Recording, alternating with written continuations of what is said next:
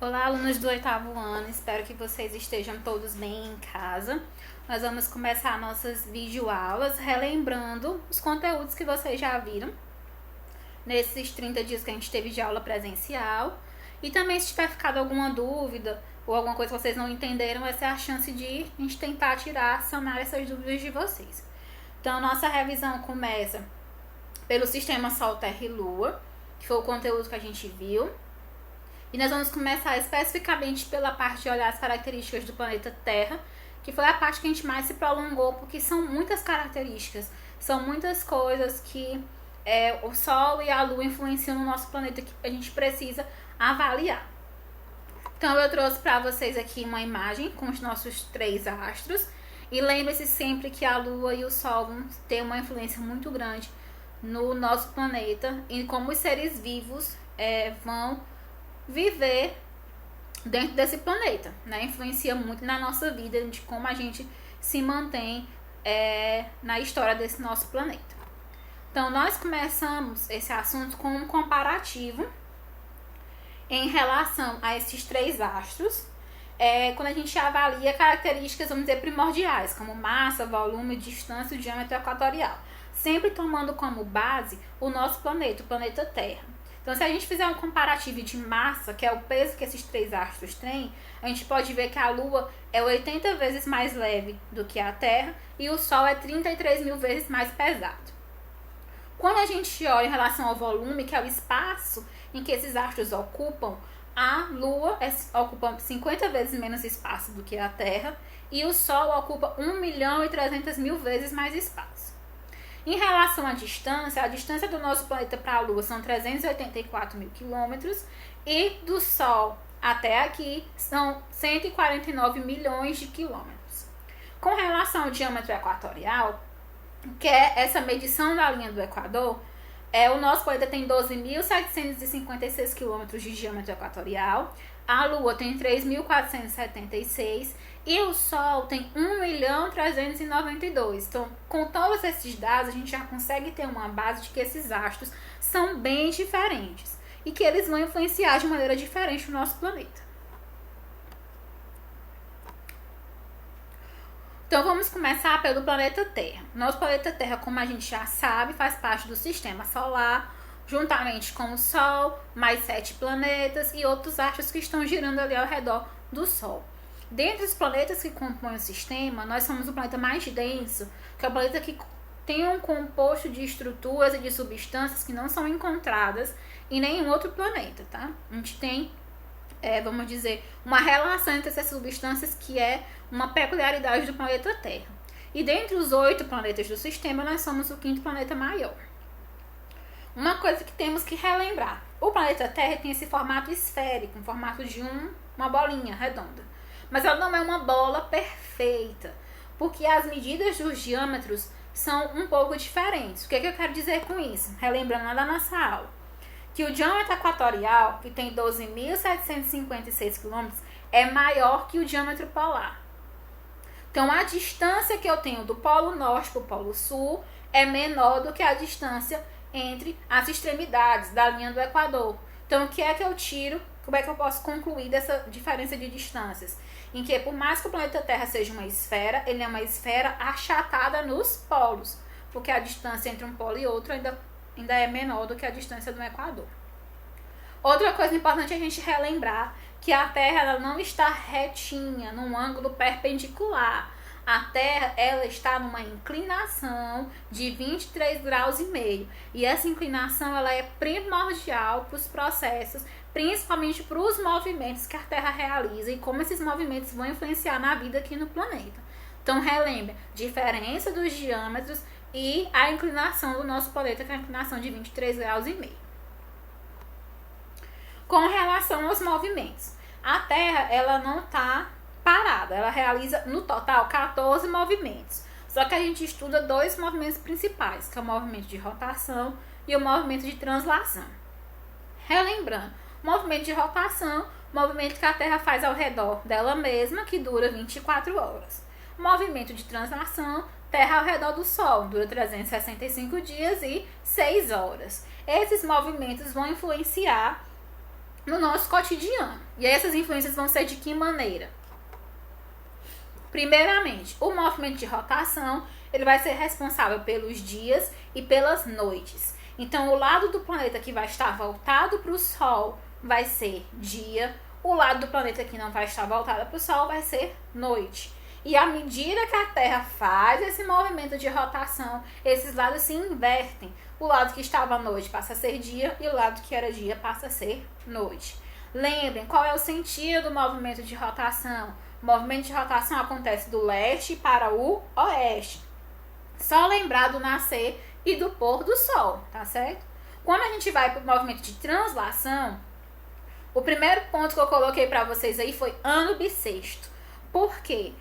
O movimento de translação, ele leva 365 dias e 6 horas. Essas 6 horas não são utilizadas naquele ano, elas são somadas durante 4 anos. Então, se eu somo 6, 6, 6, 6, vai dar 24 horas, ou seja, mais um dia. Então, o ano que teria 365 dias passa a ter 366. Por isso que eu chamo de ano bissexto, que é o ano que tem o dia 29 de fevereiro.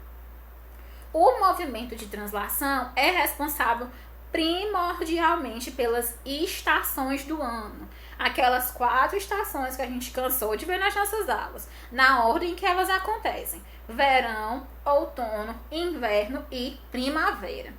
E aí, quando essas estações começam, elas recebem denominações. Então, por exemplo, pra gente aqui no hemisfério sul, quando a Terra está nessa posição no seu movimento de translação, tá começando o verão, que a gente chama de solstício de verão, que acontece dia 21 de dezembro. 3 meses depois, quando a Terra vai estar nessa posição aqui, vai ser o equinócio de outono, que é dia 21 de março, ou dia 23 de março, depende. Vai ser o equinócio de outono. 3 meses depois, vai ser o solstício de inverno, que vai ser dia 21 de junho. E 3 meses depois, vai ser o equinócio de primavera, que vai ser dia 23 de setembro. Então, lembrem, as estações do ano acontecem de 3 em 3 meses, nessa ordem de verão, outono, inverno e primavera. Quando começa o verão e o inverno, chamam de solstício. Quando começa o outono e a primavera, eu chamo de equinócios. Mas o que é que tem que diferente das estações? Quando começa o verão, que é nesse caso aqui, ou no caso do nosso no hemisfério sul, a gente está recebendo mais sol. Então, tá mais quente, o dia tá mais longo. Então, nós estamos no verão. Na segunda posição, aqui no outono, o hemisfério norte e o sul recebe a mesma quantidade de sol.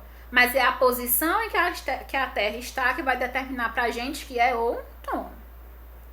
No caso do inverno, a gente está desse lado aqui, ó. Então, a gente está recebendo menos sol, tá mais frio, o dia tá mais curto. Então, vai ser inverno. E quando for primavera, a gente volta a ter a mesma incidência de sol, tanto no hemisfério norte como no hemisfério sul, mas muda a posição em que esse planeta se encontra. Então, aí a gente vai ter a primavera. O que é importante a gente relembrar agora?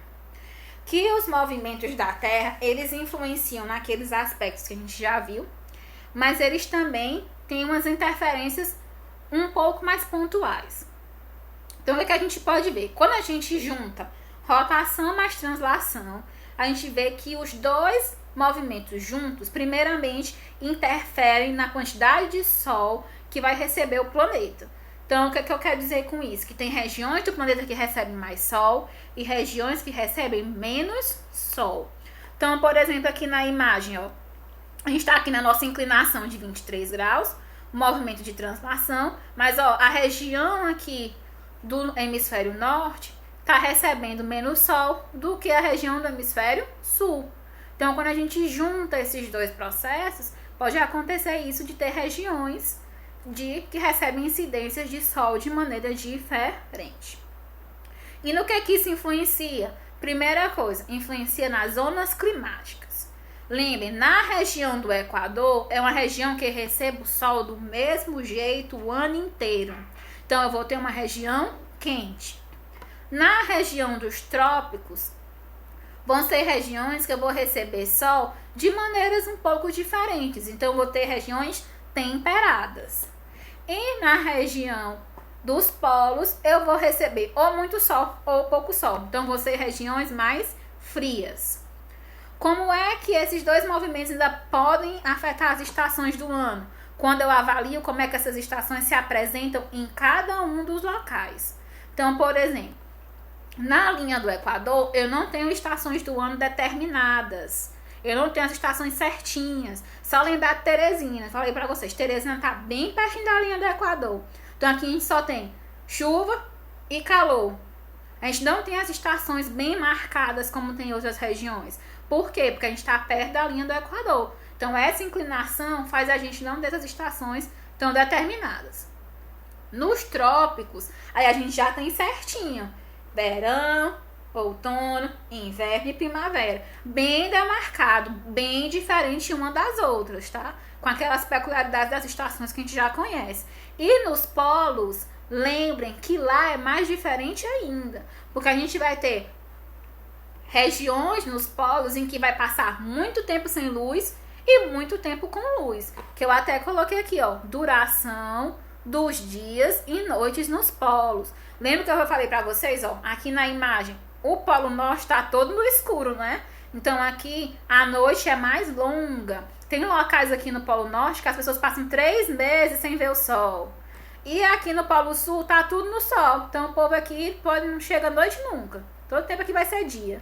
Quando mudar o movimento de translação, que a gente passar para o outro lado, o que vai acontecer? O polo norte agora fica no sol. Então vamos lembrar daqueles 3 meses. Vão ficar 3 meses de sol aqui. E o polo sul vão ser 3 meses de escuro. Isso é em algumas cidades. No meio dos polos são 6 meses. Então, se eu ficar bem no centro do polo norte, é 6 meses de escuro. Bem no centro do polo sul, 6 meses de claro, tá certo? Então, esses movimentos podem influenciar desse jeito. Então, por hoje, nossa videoaula foi essa. Espero que vocês tenham relembrado. Na nossa próxima videoaula, a gente vai falar das características da Lua e como que ela influencia aqui no nosso planeta, tá certo? Espero que vocês revisem, respondam os exercícios que vocês responderem e a gente se vê no próximo vídeo, tá certo? Tchau pra vocês!